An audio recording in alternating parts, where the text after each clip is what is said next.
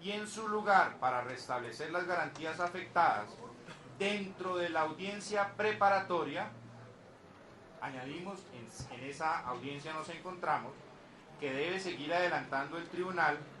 Este, se refiere al tribunal, al juez de conocimiento, otorgará los espacios necesarios para que exclusivamente en relación con la víctima, por intermedio de la Fiscalía, se adelante lo relacionado con sus postulaciones probatorias, para lo cual la actuación surtida por el apoderado se tendrá como su descubrimiento probatorio. En síntesis, su señoría, en efecto, no puede la Fiscalía General de la Nación pretender motu proprio incluir un descubrimiento adicional que no fue anunciado en el escrito de acusación. Pero como quiera, que a la víctima en sede de la audiencia de formulación de acusación no se le dio la posibilidad de realizar un descubrimiento probatorio autónomo, ello afectaría sus garantías y en consecuencia, sin necesidad de decretar una nulidad, debería en sede de esta audiencia preparatoria permitirse un espacio para que realice ese descubrimiento con el acompañamiento de la Fiscalía General de la Nación, manteniendo incólume el derecho de defensa, es decir, garantizándole a las defensas la posibilidad de controvertir, analizar, realizar estudios por parte de su bancada, por parte de sus expertos, de refutación o de complementación o de aclaración respecto de los que se presentan por parte de la víctima. Gracias, doctor. Por otro lado, igualmente, como no recurrente, la bancada de la defensa, doctor Granados. Gracias, señoría. La defensa de Laura Moreno, en lugar, obviamente, tiene que resaltar la altura científica del debate que hemos tenido, la muy erudita exposición de la fiscal y las intervenciones juiciosas de la representación de las víctimas y el Ministerio Público. Y justamente esa altura de ese debate que vemos nos obliga a hacer una pequeña reflexión inicial acerca de lo que está aquí de pronto de fondo en su decisión, señoría. Tengo que decirle con absoluta franqueza que me sorprendió. Lo comentamos luego la bancada de la defensa por lo atinada de su decisión en cuanto a buscar un equilibrio de tensiones que no son fáciles de resolver y sobre todo en corto tiempo. De una parte, cierto, es innegable, está de por medio un derecho fundamental, que es el derecho de conocer la verdad, que le atañe primera, pero no exclusivamente, a las víctimas. De otro lado, está también el derecho que tienen las personas que han sido señaladas por el Estado como, primero, indiciadas, posteriormente imputadas, privadas de su libertad, públicamente indicadas así, acusadas y hoy sometidas ya a este preámbulo de juicio oral. En ese balance de intereses, uno tiene que plantearse hasta dónde puede decirse que hay unos límites del poder punitivo que tiene el Estado, que va a investigar y de sancionar a una persona que ha sido señalada de haber podido haber cometido un delito, dejándose incólume siempre su presunción de inocencia. Y si vamos a colocar siempre como premisa fundamental la idea de que la prevalencia de la búsqueda de la verdad es indiscutida, que siempre hay que buscar la verdad, podríamos llegar a un tema de un dilema moral, y es si el fin justifica los medios. Es decir, si la búsqueda de la verdad es lo único que importa y que siempre debe prevalecer, pues podríamos recurrir a múltiples escenarios para buscar de ella, porque por sí solo justifica todo lo demás. Claro, yo creo que nadie en esta audiencia podría ser capaz de llegar a esa conclusión tan absoluta. Un par de precedentes puedo mencionar a nivel internacional y a nivel local. En el famoso caso de llevó a la condena del juez Baltasar Garzón, no suficientemente conocido en Colombia, porque si no, no lo tendríamos aquí de asesor de derechos humanos, a quien ha violado los derechos humanos, dijo el Tribunal Supremo de España. De forma que la pretensión legítima del Estado en cuanto a la persecución y sanción de las conductas delictivas solo debe ser satisfecha dentro de los límites impuestos al ejercicio del poder por los derechos que corresponden a los ciudadanos en un Estado de Derecho. Nadie discute seriamente en este marco que la búsqueda de la verdad, incluso suponiendo que se alcance, no justifica el empleo de cualquier medio. La justicia obtenida a cualquier precio termina no siendo justicia. Y palabras más, palabras menos, nuestra Corte Suprema de Justicia lo ha dicho, y cito solo un radicado, el 33.621, cuando dice: pero si bien el Estado tiene interés en castigar los delitos, la investigación de los mismos no puede realizarse a cualquier precio, ya que el fin no justifica el empleo de medios que suponen la negación del Estado de Derecho mismo. De esta manera, la injusticia de la conducta delictiva que se atribuye al imputado procesado no podría justificar la injusticia cometida por el propio Estado para averiguar la verdad. Así pues, pongo esto de presente porque de pronto en el ardor del debate científico que ha presidido esta audiencia, nos olvidamos de la tragedia que involucra para nuestras defendidas este caso.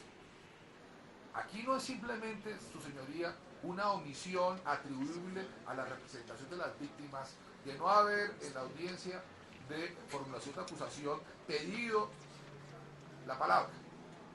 Es cierto, pudo no habérsela otorgado, pero hay que pedirla.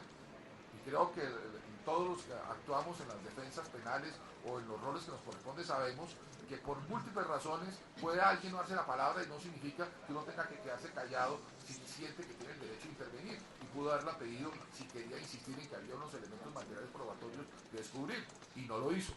Pero además la propia Fiscalía tampoco lo hizo. Y aquí viene, frente a este tema de estos elementos materiales probatorios, a ponernos de presente un telón de fondo, que es el de la forma como se condujo esta investigación. Aquí tenemos tres diferentes fiscalías, la 298, la 11 y ahora esta distinguida Comisión de Fiscales delegados ante la Corte. Hubo un programa metodológico, no solamente el de la 298, el del fiscal 11. Y fue el fiscal 11 quien tomó la decisión autónoma, soberana, de imputar, sobre unas bases. Mi colega de la defensa, el doctor Pedro Aguilar, fue quien intervino en esa audiencia y puso desde ese momento en el debate lo prematura de la imputación hecha por la Fiscalía. Pero más aún, fue ese mismo fiscal quien terminó a acusar dentro de las hipótesis de su teoría del caso y dentro de la hipótesis de su escrito de acusación de la Fiscalía, en su autonomía que tiene, en el escrito que todos conocemos y que todos tenemos, al hacer el análisis científico de lo que en su criterio era relevante dentro de su teoría del caso, que es la que prima, en las páginas 5, 6, 7, se menciona evidencias científicas, todas ellas referidas al tema de Máximo Duque y al tema del señor Angulo, pero en modo alguno se menciona nada de lo que hoy se ha citado. Así que en el criterio de la Fiscalía, en ese momento, siguiendo, como bien lo ha dicho el Ministerio Público, el programa metodológico, el fiscal 11 no tuvo en cuenta eso. Esta defensa le señaló lo que a su criterio era todavía prematura esa acusación, y el fiscal consideró que él era autónomo, independiente, y que él tendría bien cómo construir su acusación. Y luego vino el descubrimiento y no apareció nada de lo que hoy se menciona, que sabemos bien que no es sobreviniente, como la propia Fiscalía lo ha reconocido. Entonces, frente a esa situación, ¿cuáles son los intereses jurídicos que están en juego? En primer lugar, insisto, claro que le asiste a la representación de las víctimas una preocupación acerca de la importancia de estos elementos que no conocemos para la búsqueda de la verdad. Ha dicho la representación de las víctimas, es necesario, lo requiere, así lo han reconocido. Al mismo tiempo, sabemos que la representación de las víctimas no fue lo suficientemente acuciosa para que esos elementos fueran conocidos en su oportunidad procesal. De otro lado, la Fiscalía no los consideró en su momento como tan importantes. no los tuvo presentes, no los relacionó siquiera en el escrito de acusación y mucho menos en el descubrimiento, y solo cuando hay un relevo y llega una comisión de tan elevada nivel académico y profesional, se preocupan sobre los derechos de las víctimas y se preocupan por mirar ese tema y finalmente llegar hoy, o ayer mejor, a la audiencia a decir, tenemos estos elementos por lealtad procesal, creemos que el derecho de las víctimas les atañe que sean conocidos. De otro lado, está el derecho que tiene mi representada, nuestra representada, y en general creo que esa es la postura de la bancada de la defensa, en el sentido que todo este tipo de actuaciones lo que ha venido a generar es una dilación de los procedimientos no imputables de ninguna manera a la conducta de la defensa, de personas que están privadas de la libertad, que han sido señaladas públicamente, como ya se ha visto, cometieron delitos presumiéndose su inocencia, y hasta qué punto puede prolongarse este debate donde ellas siguen sufriendo esa privación de la libertad. Pero de otro lado, se ha dicho que dentro de esos criterios de ponderación, como juiciosamente expuso la Fiscalía, había uno inicial y era el de la, digamos, aceptación implícita, si no expresa, de todos los intervinientes sobre la conveniencia de hacer esto y que esos acuerdos direccionados por la norma rectora, artículo 10, iluminaban todo el procedimiento para entender que si había un acuerdo, prácticamente su señoría no podría ustedes conocer ese acuerdo y que en consecuencia habría que descubrirlo. Me parece muy aguda esa interpretación que hace la Fiscalía de ver si realmente cuál es el alcance de este artículo 10. Y coincido plenamente que el alcance no está limitado a las estipulaciones, puede estar referido a este tema. Lo que ocurre, su señoría, es que frente a este tema no hubo acuerdo. ¿Qué fue lo que hubo? Respeto por los derechos de las víctimas, reconocimiento de lo que dice el artículo 11, el 132, respeto porque se lleve el procedimiento en debida forma, el entendido que si hubo la violación del derecho a las víctimas a conocer la verdad, esa violación, si ocurrió en condicional, debió haber sido planteada más bien como nulidad, porque si bien es cierto la decisión del 7 de diciembre le da una solución distinta en sede preparatoria, recordemos en qué momento llega el caso a la Corte Suprema de Justicia y qué tan dramática hubiera sido la decisión de la Corte si hubiese nulificado a partir de la audiencia de acusación. Este no es el caso presente. Aquí no tenemos un juicio todavía en curso. Aquí no se han practicado unas pruebas. Aquí no llega tan tardío el problema. La solución podría ser relativamente fácil si así hubiera sido el querer de quienes tienen la legitimidad de presentar una nulidad, que no es esta defensa, que no la presentó como equivocadamente los medios de comunicación o algunos lo transmitieron, sino simplemente una indicación que el mecanismo procesal adecuado para el respeto de todos los derechos hubiera sido ese, si así lo querían quienes tenían la oportunidad procesal para hacerlo y que no lo hicieron, y que por lealtad procesal este defensor lo puso de presente. Pero además, su señoría, hay que recordar que en este caso está de por medio, frente al debate probatorio, otra circunstancia de fondo, y es la debida diligencia que tenemos todos los intervinientes en poder presentar los argumentos y los elementos a tiempo.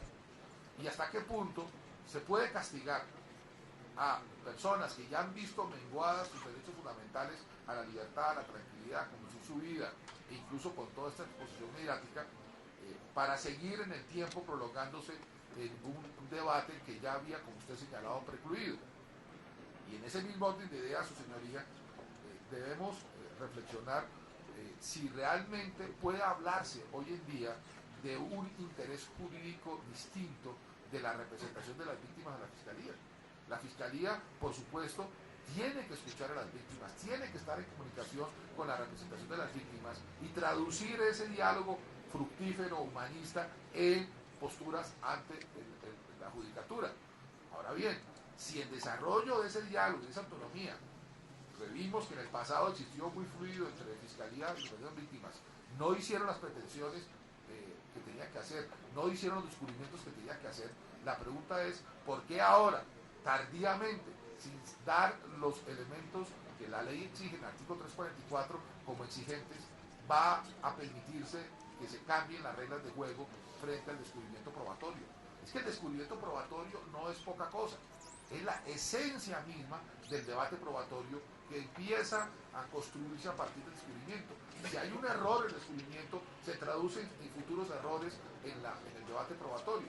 Por tanto, la función de saneamiento, como lo ha hecho la Corte Suprema de Justicia, especialmente en la sesión del 13 de junio de este año, con ponencia del magistrado José Leonidas Bustos, que se ha vuelto, me parece, en este tema determinante guía de esta materia, permite suponer, su señoría, que efectivamente, en virtud de lo dispuesto en las páginas 19, 20 y 29 de esa decisión, ver que si hay errores, el momento para corregirlos no puede ser el equivocado, ni tampoco el alcance equivocado.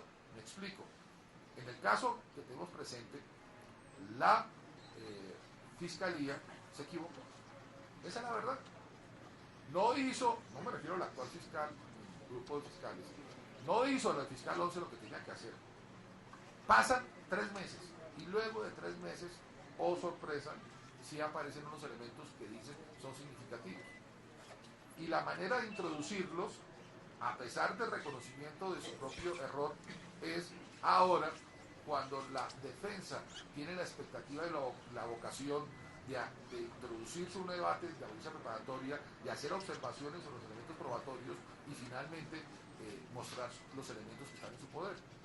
Entonces, ¿qué justifica, su señoría, que esas expectativas legítimas de la defensa, ese cumplimiento de rigor procesal que establece cómo se regula el descubrimiento probatorio, se cambie para este caso sobre texto de una defensa del derecho a la verdad de las víctimas, cuando las propias víctimas, a través de su representación, no fue diligente, y que se puede hacer por una vía distinta de la nulidad, como lo que aquí se pretende hacer? Sobre esa base, su señoría, esta defensa tiene que reconocer que, por supuesto, reitera la argumentación de que hay un derecho importante, reconocido, que todos buscamos, de conocimiento de la verdad, de la función terapéutica que, como bien la Fiscalía mencionaba, y también la representación de las víctimas hoy. En eso estamos todos de acuerdo. La pregunta es, ¿de qué manera se logra eso? No si se debe lograr, sino de qué manera se logra. Y esa manera, a esta defensa le asaltan las dudas, los interrogantes. Y me parece que usted en su decisión, señoría, tomó un camino en donde traza la línea media. Dijo, en relación con el tema del 344, se requiere el derecho de defensa, pero también la integridad del juicio. ¿Hasta qué punto se afecta en este caso la integridad del juicio si permitimos que las omisiones graves cometidas por la Fiscalía en el pasado, las omisiones cometidas por la representación de las víctimas, en este caso, puedan dejarse de lado sobre pretexto de una introducción tardía de elementos materiales probatorios cuyo impacto es considerado por quienes lo conocen como trascendente, y que por supuesto afectan o afectarían el derecho que tiene la defensa de poder conocerlos para construir su teoría del caso, si llegaran a ser introducidos. ¿De qué manera solventar eso? Me parece que en su decisión, señoría, llegó a ese justo medio. No sacrificó el derecho a la verdad, puesto que permitió el descubrimiento de elementos sobrevinientes. No cualquier cosa, 3 declaraciones con todo lo que la soportan, de testigos según la Fiscalía, de todo lo relacionado con una búsqueda selectiva de bases de datos. Pero sobre el tema de esta evidencia científica, pues tenemos una contradicción. La Fiscalía, que es una sola, nos dijo hasta el momento de la audiencia de acusación que eso no importaba, que eso no era trascendente. No estaba parte de su programa metodológico, no lo relacionó en la imputación, no lo relacionó en la acusación, no lo descubrió. ¿Por qué ahora sí es tan importante? Y si lo es, debe cargar la representación de la defensa con el aspecto de mayor diligencia que se requiere para entrar ahora a analizar lo que la Fiscalía quiere entregarnos. Me explico. Se quejaba la representación de la víctima ayer de la pobreza del Estado y de la Fiscalía para atender las peticiones, de más de 20.000 funcionarios, de un instituto de medicina legal, de más de 14.000 investigadores de policía judicial adscritos a la Fiscalía y al CTI, del apoyo que tiene de centros universitarios, de esas limitaciones, de esas carencias que me hace recordar un poco a la pobre viejecita. Realmente, su señoría, en este caso, la Fiscalía es la poderosa, la Fiscalía es la que tiene todos los recursos a su disposición, la que tiene que entrar a buscar con el mayor esfuerzo posible privado, es la defensa. La defensa no cuenta con ese apoyo del Estado. La defensa tiene que conseguir peritos incluso internacionales, para poder lograr que su teoría del caso finalmente, en algún momento, llegue a prevalecer. Y ahora nos están trasladando un esfuerzo adicional. Tener que conseguir nuevos peritos. Nosotros nos tocará traer premios Nobel para poder refutar a un doble doctorado en Alemania sobre nuevas cosas que tardíamente, por omisión de la Fiscalía y de la representación de las víctimas, no fue puesto en conocimiento de esta defensa ni en la plenación del caso de la defensa. Entonces, señoría, si bien es cierto ayer, con total lealtad, insistí que la salida jurídica adecuada hubiera sido si en su sabiduría hubo un resquebrajamiento del derecho de las víctimas, la salida era la nulidad si la invocaban quien tenía interés jurídico para hacerlo. Y no lo invocaron, a pesar del anuncio leal puesto sobre la mesa. Al no hacerlo, su decisión es justa, es balanceada, es adecuada, porque no se puede sacrificar el derecho que tiene también la defensa de que se respete la integridad del juicio y que se le permita no tener mayores cargas defensivas adicionales a las muchas que ya tiene. En ese sentido, señoría, solicito que usted, al momento de entrar a analizar y resaltar este recurso de reposición, confirme lo por usted resuelto, en el entendido adicional que, como sostuve al comienzo, no se trata de desconocer el derecho de la búsqueda de la verdad, pero lo que se trata es también entender que no es la verdad a cualquier precio y que aquí se estaría pagando un precio muy alto en la dilación de los procedimientos, en los mayores costes para la defensa para hacer su tarea y en premiar la omisión. No quiero calificar por qué se dio, no soy quien para hacerlo, pero ciertamente la omisión de la Fiscalía de hacer su trabajo a pesar de las múltiples advertencias hechas. Así que lo justo, lo adecuado es que usted, su señoría, confirme su decisión. Gracias, doctor. Se le concede entonces el uso de la palabra al doctor Yepes. Por cierto, señoría, yo creo que el principio de igualdad de armas también incluye igualdad de cifras. La precariedad de la administración, doctor, que se anotaba en presencia.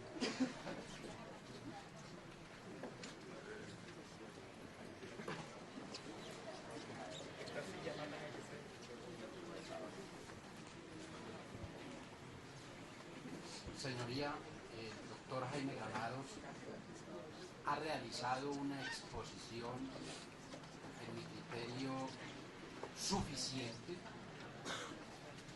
No obstante, es del caso hacer algunas precisiones para su decisión en vía de recurso de reposición y, dependiendo de su decisión, para lo que corresponda a su superior funcional. A través del recurso de reposición y el subsidio de apelación y de la coadyuvancia de las víctimas en esta audiencia,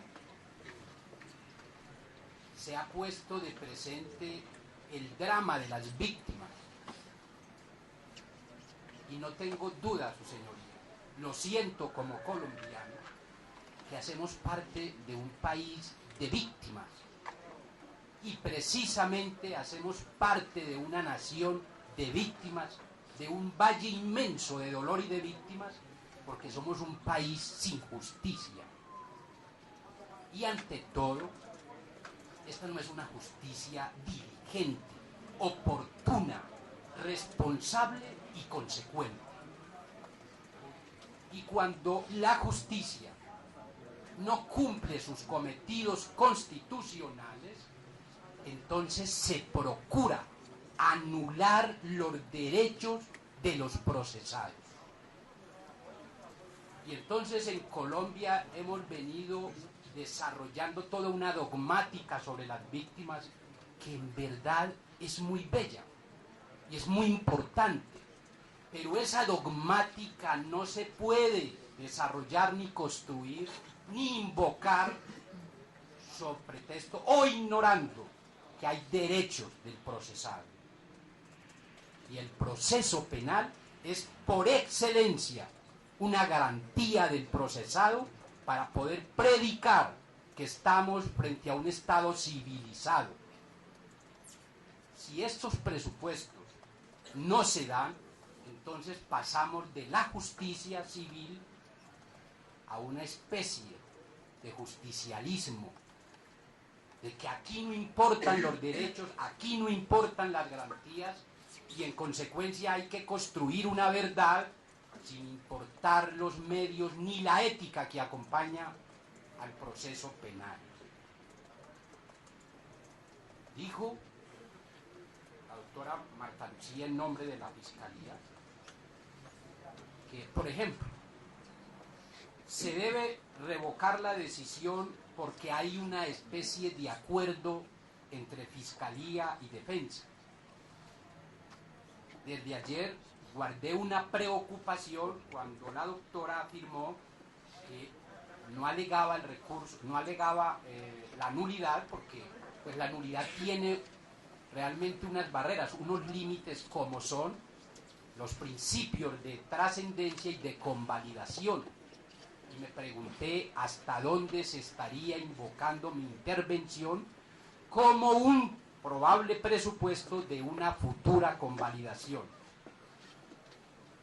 Yo no convalidé absolutamente nada. Lo que dije es que es verdad, que la verdad es el presupuesto a que debe atenerse la Fiscalía. Y alegué que, pues, como el descubrimiento era un derecho, por supuesto, en su momento haría las alegaciones pertinentes sobre admisibilidad o no, como bien lo resumió su decisión, su señoría. Entonces, que quede claro que este abogado no está coadyuvando, aceptando que la Fiscalía a última hora pueda cambiar su programa metodológico. Para nada. Dijo el distinguido representante de las víctimas que pues yo había aceptado el derecho al descubrimiento. Y es verdad. Pero sin diferenciar algo muy importante que implícitamente diferencia su decisión, su señoría. Y es que hay un descubrimiento con vocación probatoria de cara a la audiencia preparatoria, y hay otro que no se puede hacer si esa es su finalidad, por estar obviamente socavando el debido proceso y las garantías fundamentales. Por eso, desde ayer también me quedé preocupado por la forma como se informaba que el señor juez hoy iba o no a decretar una admisión o una práctica de pruebas. Lo que estábamos discutiendo era el descubrimiento de naturaleza probatoria y la finalidad que la misma debía o podía tener en este juicio. Entonces, no soy el abogado que haya dicho o que haya afirmado que en este trámite la Fiscalía haya cumplido con los presupuestos legales y que en consecuencia anticipadamente avalaba una admisión. Pues bien, se ha diferenciado entre unas evidencias, que no pruebas, y otras evidencias de naturaleza científica. Y el señor juez ha dicho por qué razón no pueden ser descubiertas, porque claro, quieren traerse con una finalidad en especial. Y dos hechos quiero poner de presente acerca de la decisión. La Fiscalía no puede alegar su propia culpa. Y es que eso es lo que caracterizó el discurso en el día anterior por parte de la representante de la Fiscalía. Por supuesto, de una manera muy respetuosa, muy elevada, en un tono claramente agradable, que de alguna manera matiza la gravedad de lo que aquí sucedió. como que se dice por la Fiscalía que hubo una solicitud que no fue atendida cuando era de la víctima, siendo una solicitud tan importante dada la evidencia que se quería procurar o encontrar o hallar a través de esas labores investigativas. Y que en consecuencia entonces la víctima tenía unos derechos y era necesario en este momento traer esas evidencias.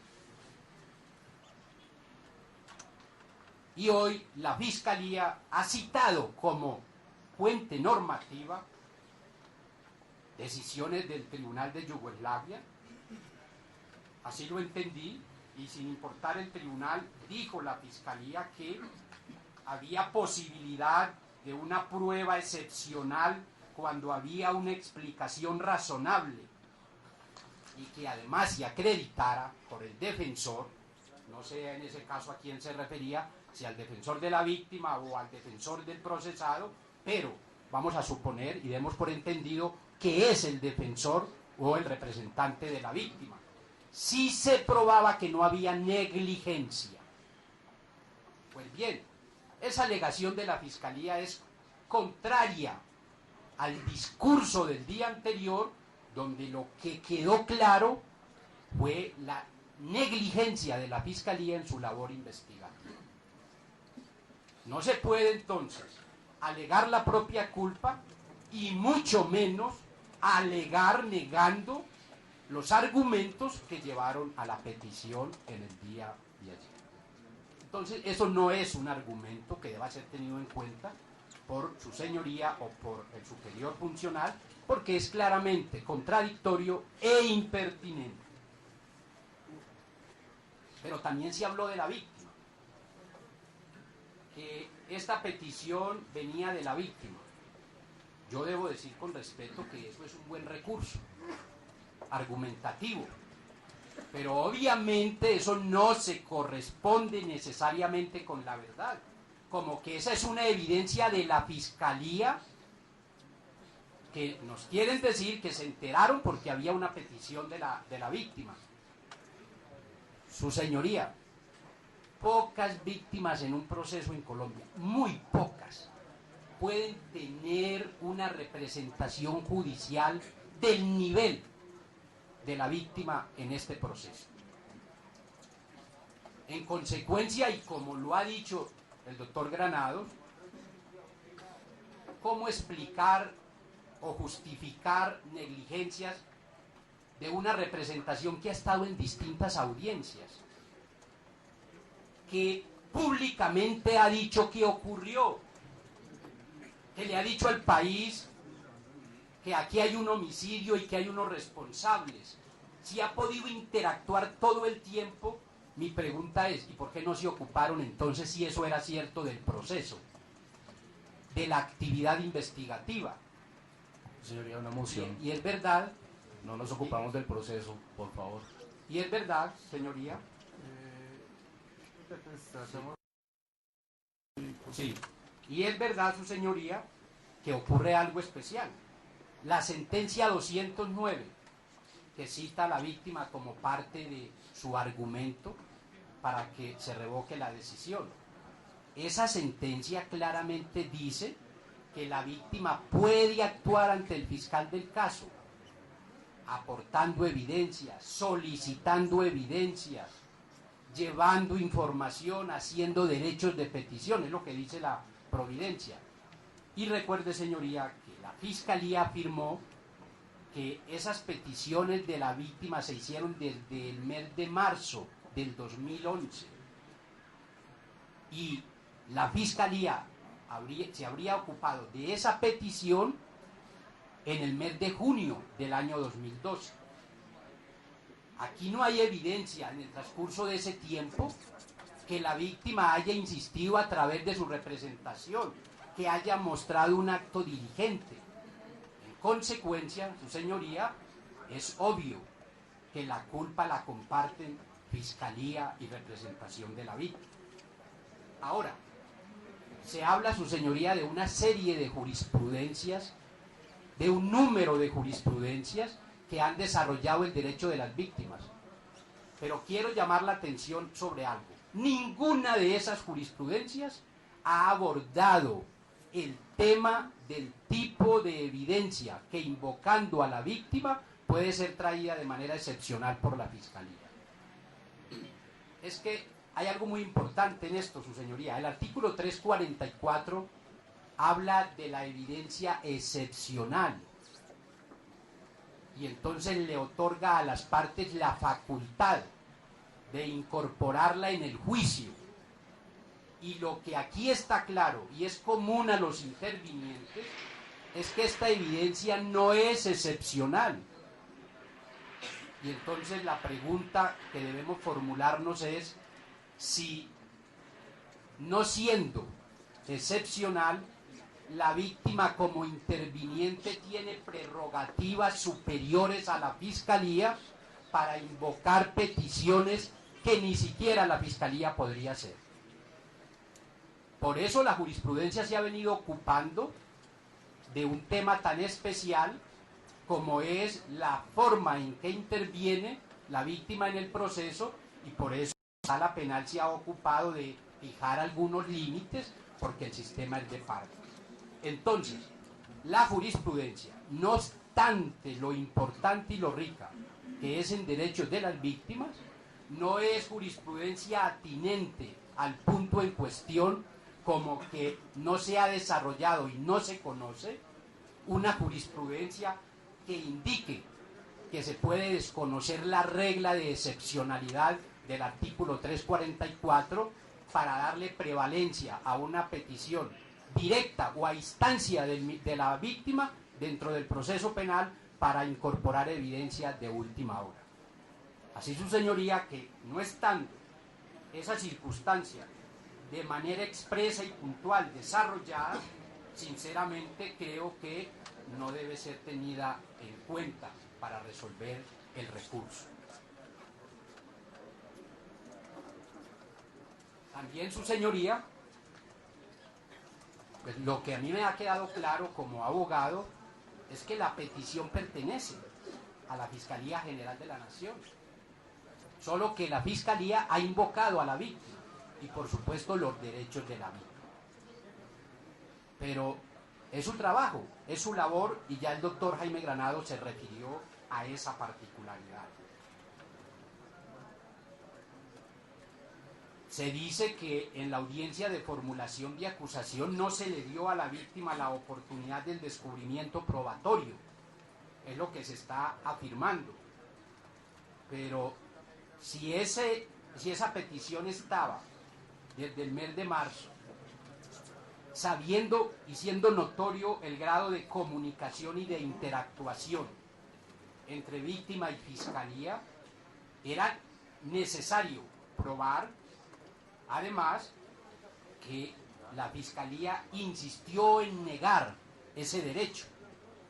Pero algo más, su señoría, es que no se acreditó por parte de la fiscalía que el fiscal 298 ante quien se formuló la petición no realizó tareas investigativas para demostrar que había o no había un hecho delictivo. Se está dando por sentado que eso es cierto y se invoca un escrito, pero lo que entiende la defensa es que también ese despacho fiscal adelantó sus propias labores investigativas y llegó a sus propias conclusiones. Entonces, su señoría, es evidente que la naturaleza excepcional de la evidencia que se ha negado a descubrir con fines probatorios no puede ser incorporada, porque es el resultado tardío en la labor investigativa de la Fiscalía, cuando ya se había formulado la pretensión acusatoria, cuando ya se había agotado el programa metodológico y cuando tanto la Fiscalía como la víctima dentro de este proceso conocían suficientemente los hechos materia de investigación. Cambiar entonces ahora mismo la naturaleza de esta decisión es volver al estado en el que estábamos cuando se hicieron las afirmaciones o Dicho de otra manera, es premiar un mal trabajo por parte de la Fiscalía y es sancionar 2 veces a unas procesadas a quienes se les mantiene en una circunstancia realmente de indefensión frente al despliegue de este proceso y lo tardío en que se está convirtiendo el juicio, que además las está privando de un derecho a un juicio rápido, su señoría.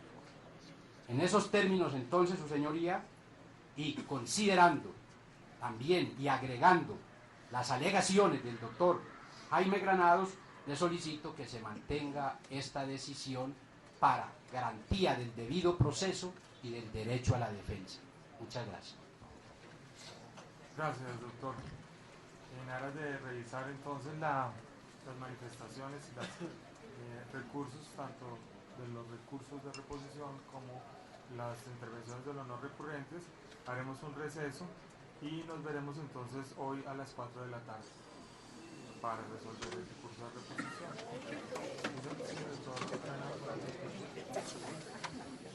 Señoría, ¿no sería posible que fuera mejor mañana, que igual estaba separado para esta audiencia, como quiera que esta tarde, a esa hora, Sentados, por favor. tengo otras personas privadas de la libertad que quieren asesoría y ya usted iba a separar el día mañana, si usted iba separado, yo lo entiendo, pero nosotros habíamos bloqueado nuestra agenda mañana, incluso con clase que tengo para poder estar acá. Entonces les pido a ustedes, por favor, si es posible mañana a las 9, no solamente por su decisión. Pero la existencia de un abogado defensor suplente podría solucionar el problema, y entendemos todos que el doctor Granados puede tener sus ocupaciones, pero yo creo que la premura, y estoy de acuerdo con que sea esta tarde, señor juez. Señor, por favor. No alguno que vaya a producir un contratiempo, si la Fiscalía está interesada, quizás esta misma tarde, pues nadie más interesado que nosotros en la celeridad, así que retiro mi petición. Si usted dice esta tarde a las 4, aquí estaremos. Bueno, entonces nos veremos esta tarde a las 4. Suspendemos esta audiencia siendo las 12:47 minutos de hoy, 4 de septiembre de 2012. Muchas gracias.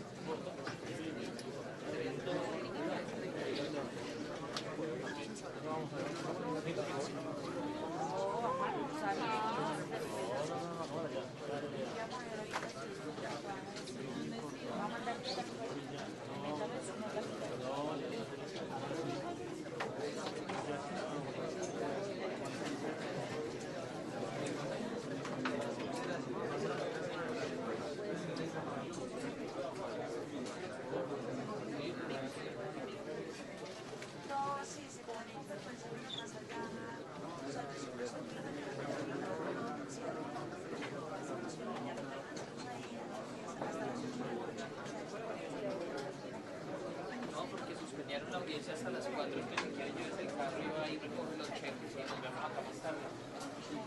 ¿Ok? Sí, pero